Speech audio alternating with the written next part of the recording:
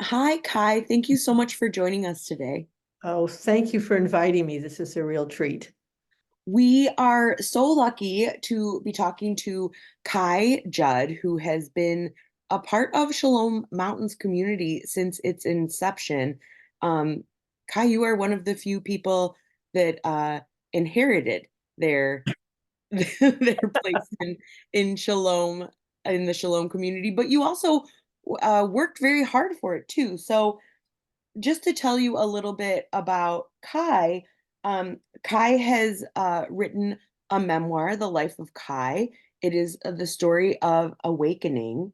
And Kai is the daughter of Jerry Judd, who founded Shalom Mountain. And my first question to Kai is, this is a book about you, about your life, about your journey. Um, why did you write this book? Well, I will tell you, many of you perhaps know that my beloved Chris and I went out on the road in 2005. We had an amazing adventure, which is told in the book. And Chris died in 2012, very suddenly. And well, that was the end of a particular chapter in my life, a very big chapter, important chapter. And about a year later, I went to a psychic. Of course, what do you do when your life has fallen apart and you don't know what to do? And the psychic immediately said, "You must write a book." And I said, "Oh, I don't know if I can do that." And she said, "Well, don't worry, spirit will help you. Spirit will guide you through, and you will get the universe will support you totally. No worries."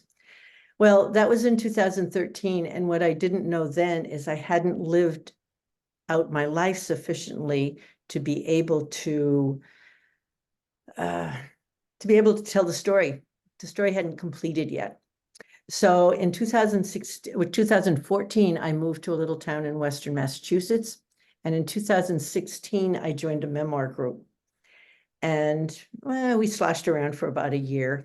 And then one day I came in with the first chapter, which was the story of my mother's death in a boating accident. At that point, I made a deal with myself and I said, I'm going to make a chapter every week. And I did it mostly cut and paste from my journal. Wow. It was not particularly brilliant writing, but it got the structure in there. And then I continued to work on it until the summer, which is when we finally finished the editing process and it started to become a real book. Um, so I really feel the universe asked me to write this for lots of reasons, which I can talk about as we go along, and I was supported. And so I feel the book now has a life of its own. I trust that it will find its way to the proper reader, and I did it.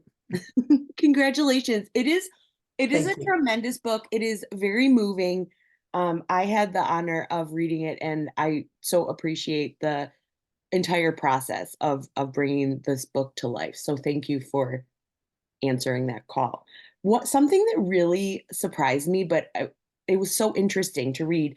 You were at one of like the very earliest Shalom retreats. It was still in its salad days, and you described the process, and it's exactly what we still do in the Shalom process. That's amazing. Yeah, yeah. It is true. It is being my father's daughter, I thought that I should fiddle with it in whatever ways that I could. And it's solid. It is solidly built. I have to say that I did go in, oh dear, what, 1987. I think before, no, it was even earlier, before Shalom.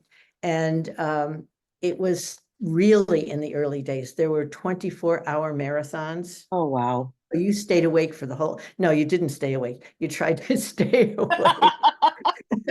But by the time that I reached Shalom, uh, the process was I don't want to call it fixed because it's a process, and yet the model works.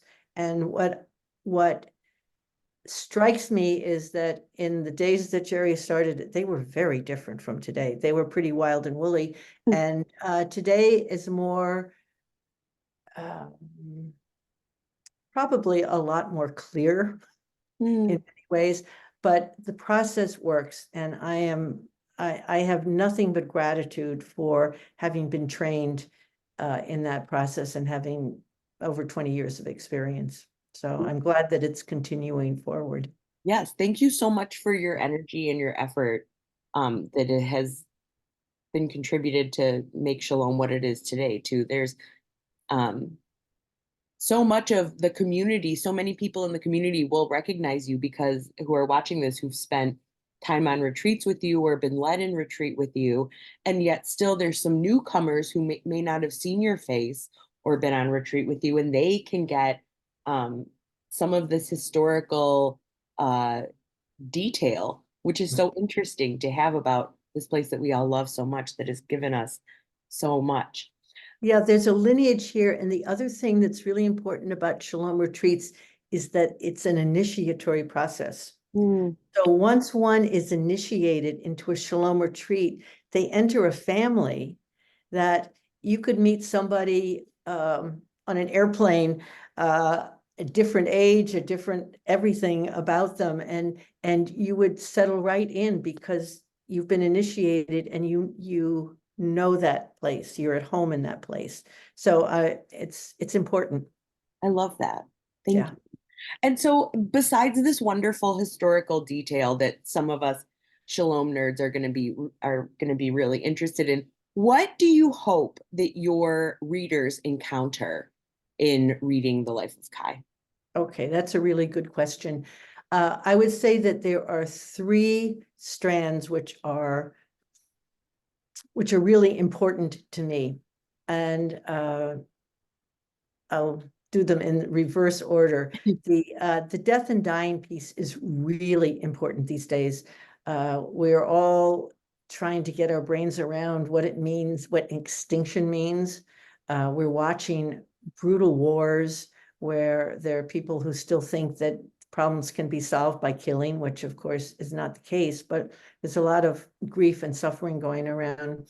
And then death is a part of life. And from my point of view, um, in order to live life fully, one has to really explore the realms of death, of darkness.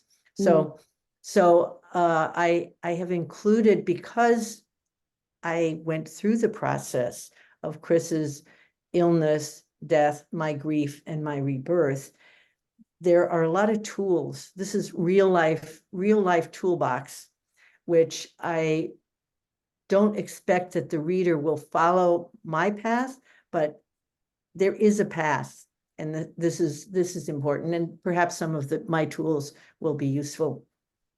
The second piece has to do with shamanic medicine and plant-based healing. And when I started writing this book in 2016, I got to the point of our meeting our shamanic teachers. And I went to my writing teacher and I said, I can't write this. I can't write this. I'll be put in jail. And she said, don't worry, just write it. Just write, you'll figure out what to do later. And I did, in fact, do that.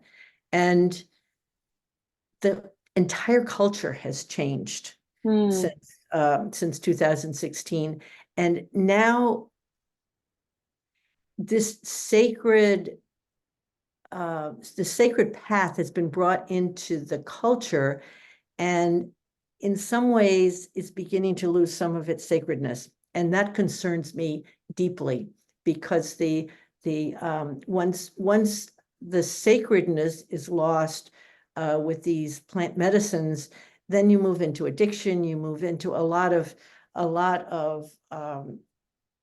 difficulties.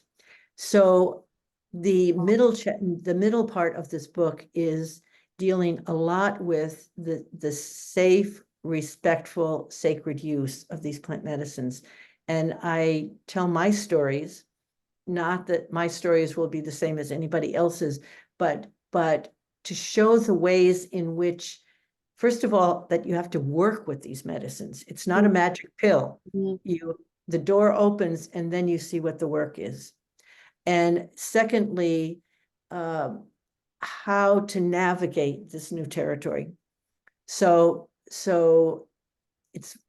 it feels almost urgent that this information gets out. And most of the information either is not very accurate or it's medically based. And Sure. what I'm talking about is following this as a sacred path. Absolutely. And the third one has to do with surrender. Once Chris and I met our medicine teachers, we couldn't put our life back behind the white picket fence.